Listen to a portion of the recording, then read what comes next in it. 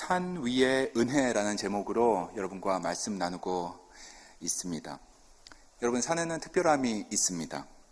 하늘과 맞닿아 있기 때문에 특별함이 있습니다.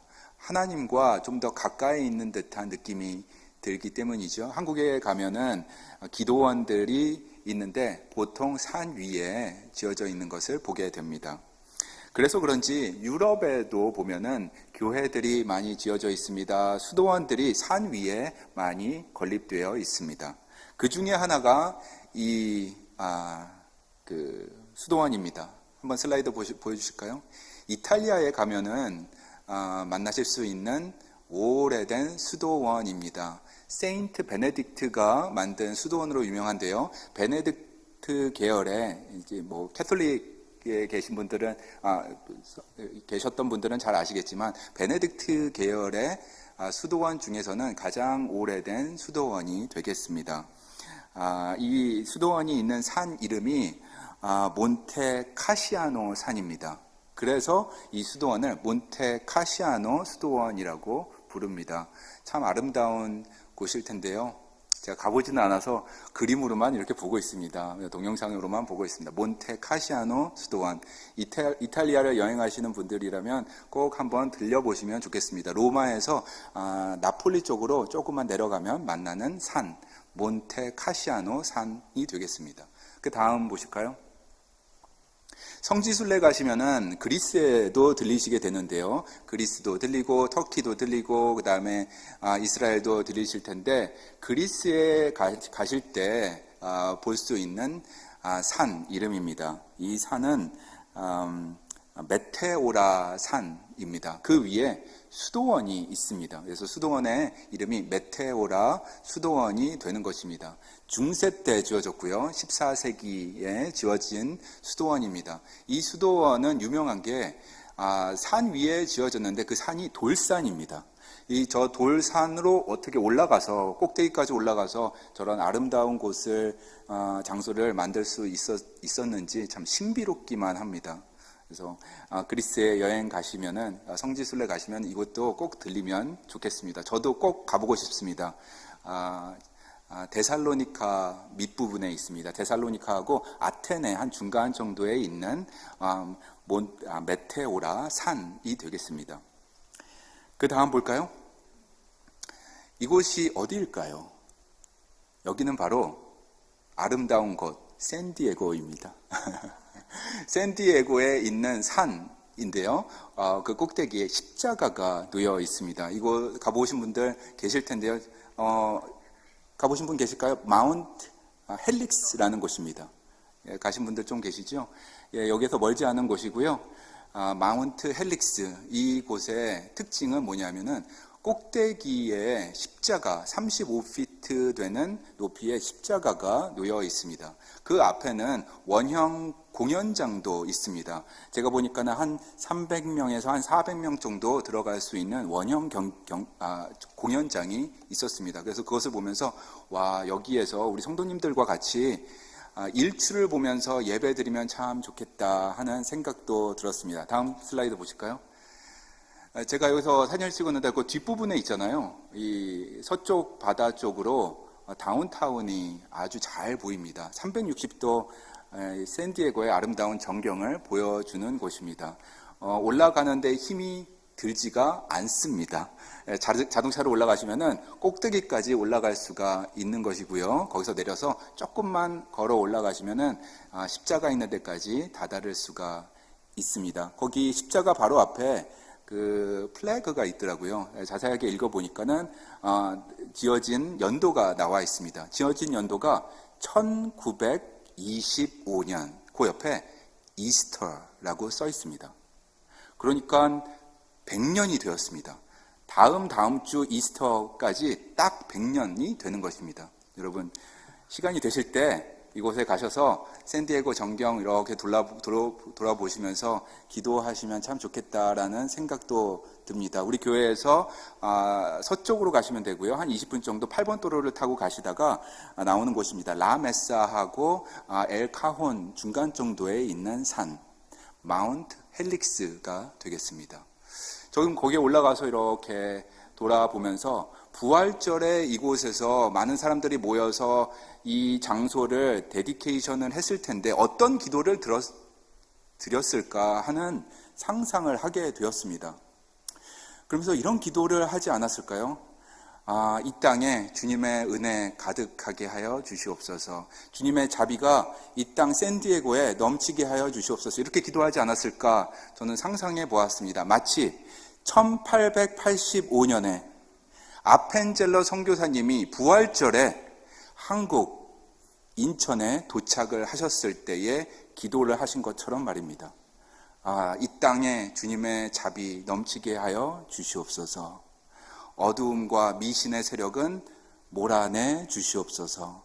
그리고 주님의 그 부활의 빛으로 가득하게 하여 주시옵소서. 이렇게 아펜젤러 목사님이 부활절에 도착하시고 기도하셨는데 그런 기도를 하지 않았을까 묵상해 보았습니다.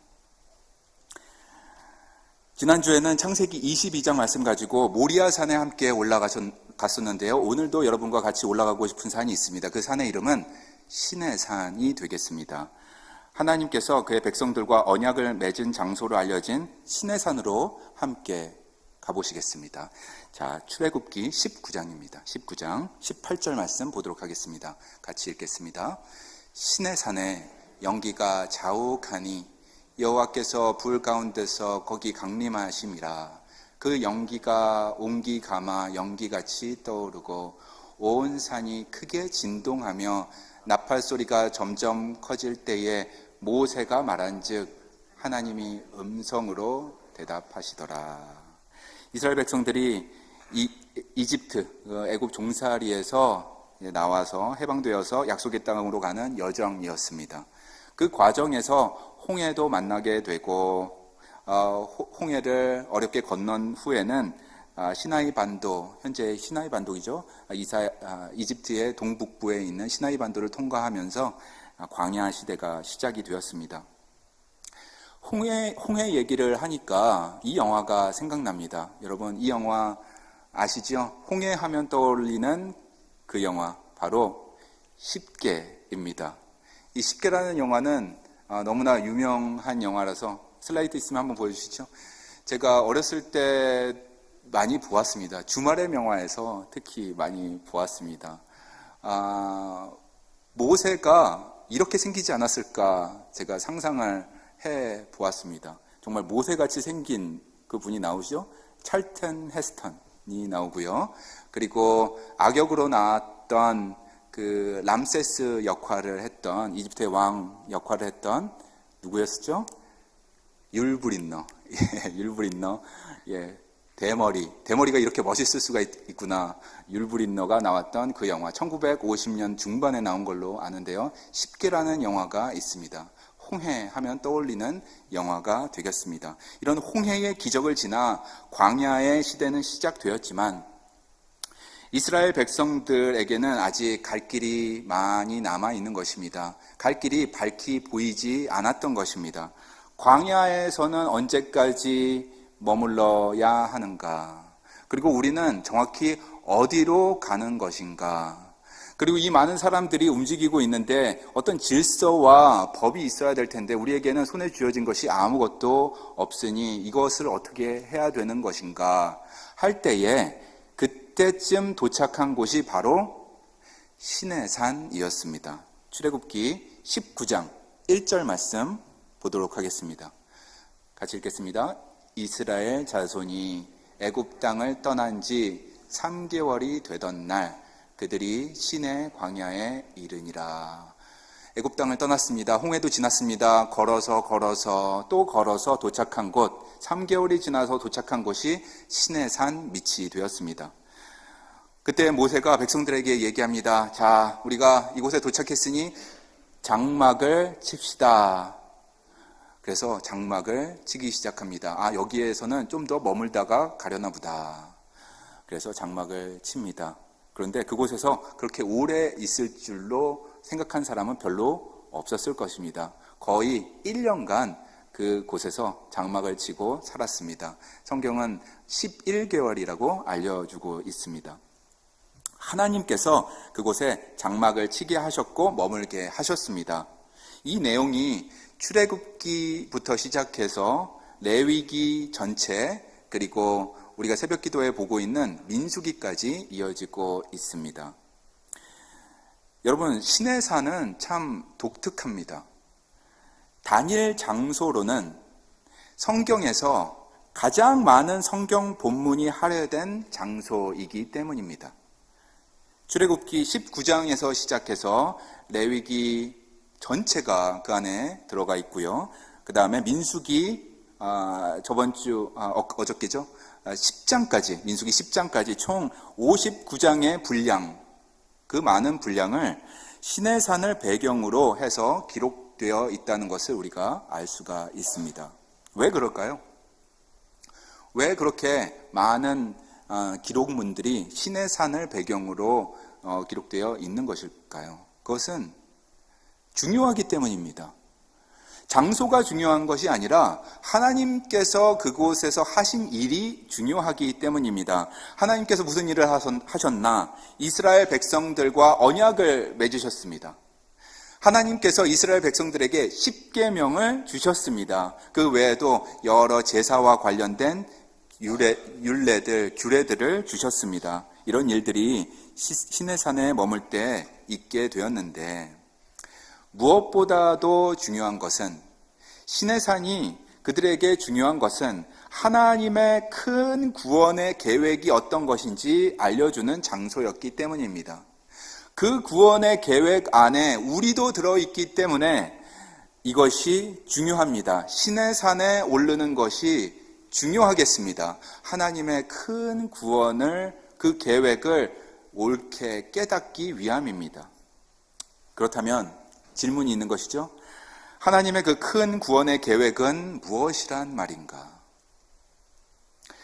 저번 주에 모리아산, 성전산이라고도 불리는 그곳, 시온산이라고도 불리고, 그리고 갈보리 언덕, 그리고 골고다 언덕이라고 부르는 그곳, 하나님의 구원의 큰 그림에 대한 이야기를 나누었던 그곳, 십자가 사건이 있었던 그곳, 그것으로 모자르단 말인가? 하나님의 큰 구원에 시내산은 또 무엇인가? 라는 것입니다. 왜 우리에게 시내산이 필요하고 왜 시내산이 중요하단 말인가? 라고 생각할 수도 있겠습니다. 여러분, 제가 말씀드리고 싶은 것은 모리아산, 그 골고다 언덕의 십자가로 충분합니다. 더 필요한 것이 없을 정도로 충분합니다. 구원의 은총이 있었던 그곳, 골고다 언덕, 그 은혜의 장소만으로 충분하고도 넘칩니다. 십자가 하나만으로도 충분하다. 다른 것들은 다 그것에 비하면 아무것도 아니라는 것이죠. 하지만 그 십자가가 있는 언덕, 그 산에 도착하기 위해서는, 그 구원의 은혜를 온전히 체험하기 위해서는 우리가 꼭 통과해야 하는 장소가 있는 것입니다. 그것이 바로 시내산이라고 저는 믿습니다. 왜냐하면 시내산에서 율법이 주어졌기 때문입니다. 율법. 우리는 율법을 알고 가야 할 이유가 있는 것입니다. 하나님께서 율법을 주신 뜻이 있는 것입니다. 그것을 좀 살펴보아야 하겠습니다. 출애굽기 24장 7절 말씀입니다. 같이 읽겠습니다. 언약서를 가져다가 백성에게 낭독하여 듣게 하니 그들이 이르되 여호와의 모든 말씀을 우리가 준행하리이다. 언약서, 그 언약의 문서, 공동체의 계약 준수 의지를 하나님께 보여드리는 것이었습니다. 이스라엘 백성에게 율법이란 순종하면 복을 받고 불순종하면 저주를 받는 구조의 하나님과의 언약이었습니다. 이스라엘 백성에게 율법은 단지 규칙이 아니라 하나님의 백성과 이방 민족을 구별하는 기준점이 되었습니다. 구별된 삶을 살게 도와주었습니다. 이 율법은 거룩한 백성으로 살아가도록 인도하는 하나님의 선물이었습니다. 이 율법은 가정과 일상 속에서 끊임없이 되새겨져야 할 삶의 중심 원리가 되었습니다. 신명기 6장 6절 제가 읽어드리겠습니다. 오늘 내가 내게 명하는 이 말씀을 너는 마음에 새기고 내 자녀에게 부지런히 가르치며 집에 앉았을 때든지 길을 갈 때든지 누워 있을 때든지 일어날 때든지 이 말씀을 강론할 것이며. 하나만 더 볼까요? 신명기 30장 14절 말씀입니다. 율법은 생명과 복을 받는 조건이다라고 말하고 있습니다. 제가 읽어드리겠습니다. 오직 그 말씀이 내게 매우 가까워서 내 입에 있으며 내 마음에 있은즉 내가 이를 행할 수 있느니라. 보라, 내가 오늘 생명과 복과 사망과 화를 내 앞에 두었나니.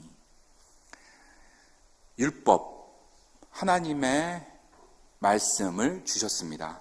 신의 산에서 이런 법을 받았습니다. 그러므로 율법은 좋은 것입니다, 여러분. 율법은 선한 것입니다. 그것을 지킴으로 인해서 생명과 복을 누리게 되는 것입니다. 신앙생활의 원리이기에 하나님의 뜻을 헤아려 살 수 있게 도와주는 것입니다. 그런데 말입니다. 문제가 있었죠. 율법을 주긴 주셨는데 사람들이 다 지킬 수가 없는 것이 문제였습니다. 제가 이런 말씀 드리겠습니다. 율법을 다 지킬 수 있는 것이 문제라기보다는 단 한 가지도 제대로 지킬 수 없는 것이 문제였습니다. 그 많은 율법 중에 단 한 가지도 온전히 지킬 수 없는 것이 문제인 것입니다. 지키려고 노력합니다. 노력해 보았습니다. 그러나 십계명의 제일 첫 번째 구절부터 막히는 것입니다. 너무나 큰 장애물이 되는 것입니다. 첫 번째 구절은 이런 것이었습니다. 제1은 너는 나 외에는 다른 신들을 내게 두지 말지어다 라고 하였는데, 말로는 주님, 우리가 주님을 따르겠습니다, 다른 신을 두지 않겠습니다 하는데 번번이 우리는 다른 세상의 것을 더 의지하는 것입니다. 때때로 의지를 더 하게 되는 것입니다. 더 많이 하게 되는 것입니다. 우리의 상황인 것입니다. 세상이 주는 위로에 마음이 더 갑니다. 세상이 주는 안정감에 더 기대는 우리의 자신의 모습을 발견하게 되는 것입니다. 때때로가 아니라 많이 발견하게 됩니다. 십계명 제 첫 번째 계명부터 막히는 것입니다. 십계명의 마지막 계명까지 마찬가지입니다. 여기에 계시는 어느 누가 나는 내 부모님을 온전히 공경한다 하고 말할 수가 있겠습니까? 아무도 그렇게 말할 수 있는 분이 없는 것입니다. 십계명은 또 얘기합니다. 살인하지 말라. 간음하지 말라. 그런데 마태복음 5장 21절에 보면 이런 말씀이 있네요. 같이 한번 읽어볼까요? 마태복음 5장입니다. 시작. 살인하지 말라.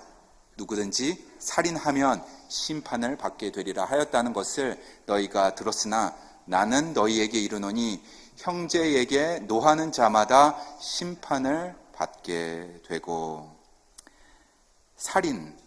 살인의 그 악한 뿌리가 여기 보니까는 분노라고 합니다. 그리고 미움이라고 합니다.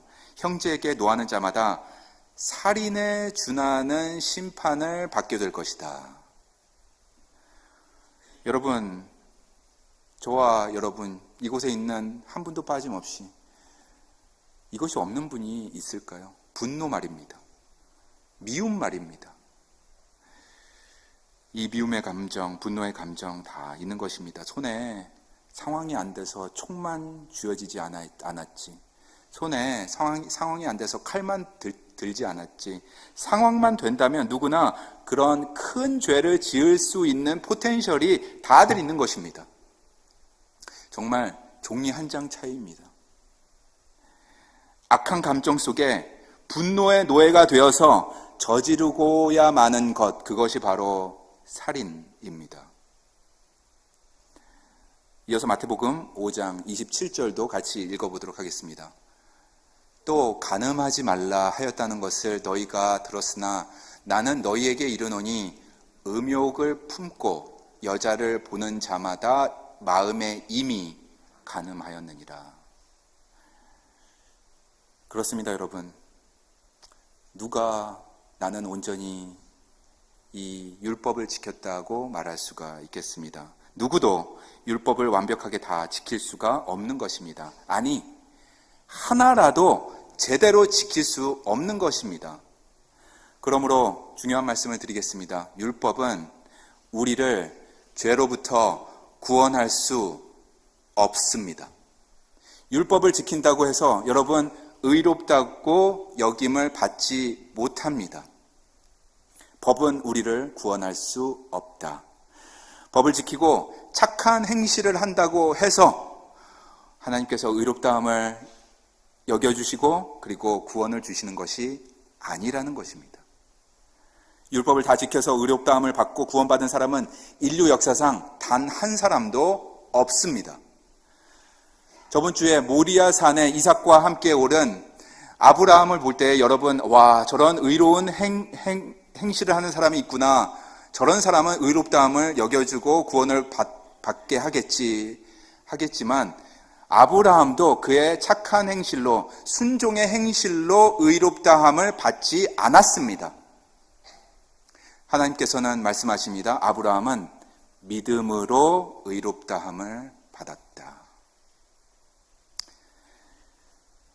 성경은 확실히 이 부분을 우리에게 알려주고 있는 것입니다. 그러므로 율법의 역할은 우리가 완벽하지 않다는 것을 가르쳐 줍니다. 여러분과 제가 완벽하지 않다라는 것을 드러내 주는 것입니다. 그러므로 우리의 교만한 마음을 내려놓게 도와줍니다. 율법이. 그러므로 우리 마음속에 죄성을 바로 볼 수 있게 도와줍니다. 죄성이 우리 안에 존재하고 있다는 것을 바로 볼 수 있도록 도와주는 것입니다. 인간은 본질적으로 죄인이며 하나님의 은혜 없이는 구원에 이를 수 없다는 것을 알게 해줍니다. 눈을 들어서 하늘을 보게 합니다. 그리고 손을 들고 서렌더하면서 주님에게 나아오도록 하는 것입니다. 그리고 기도하는 것입니다. 하나님 도와주시옵소서. 주님의 도움이 필요합니다. 나는 할 수가 없습니다. 주님은 할 수 있습니다.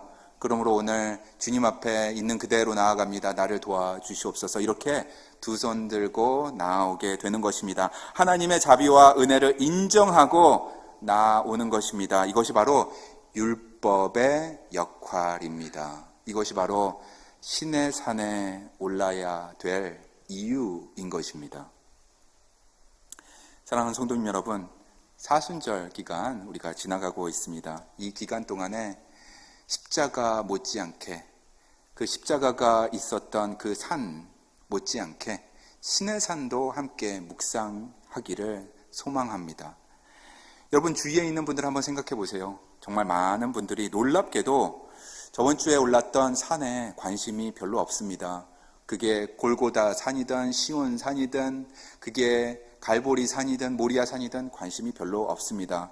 예수님의 사랑, 십자가라는 것 들어는 보았지만 관심이 별로 없고 시큰둥하게 된 것입니다. 그 이유가 저는 이것이라고 봅니다.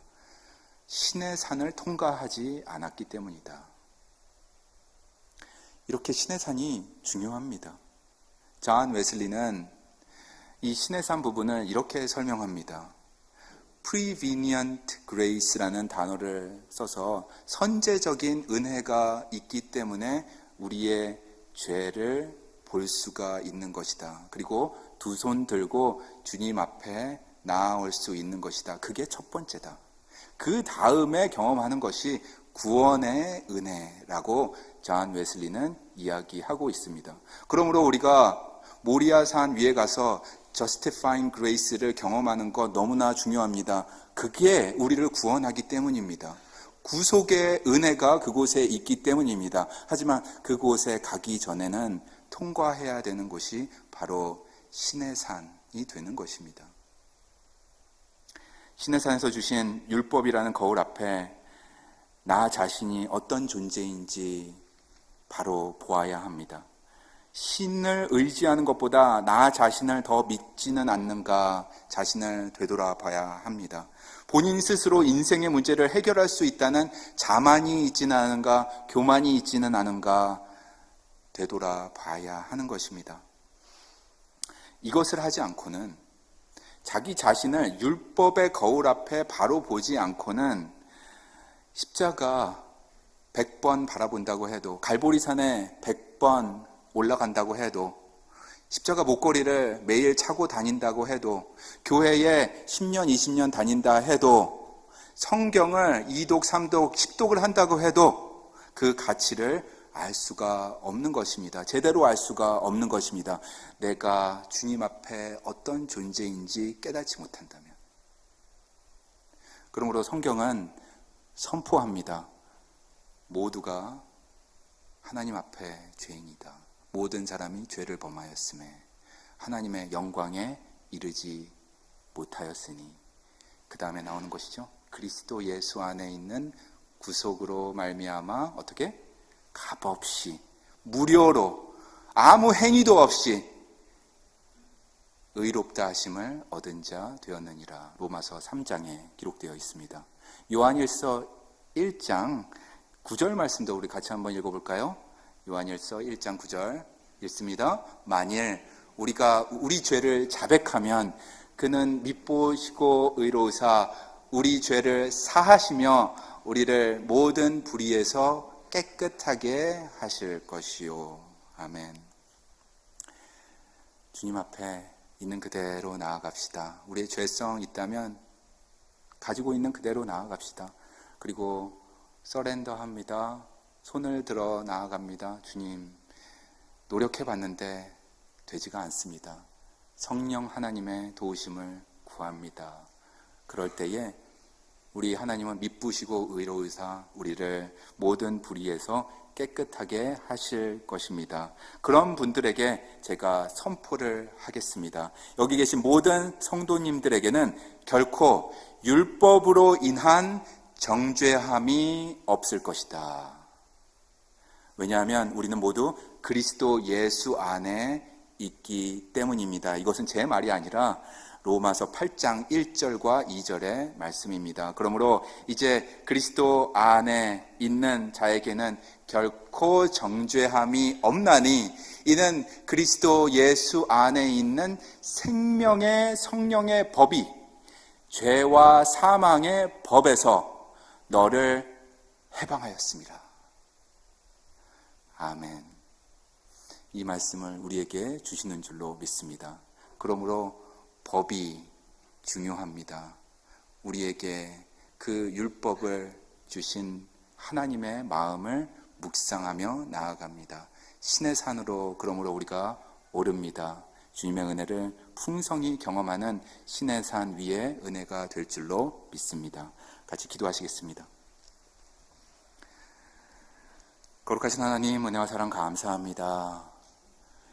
저번 주에 모리아 산에서 있었던 일들을 기억하고 감사하게 하시고, 오늘 또한 신의 산에 오르는 우리 심령들, 오늘 말씀을 통하여서 은혜 주시니 감사합니다.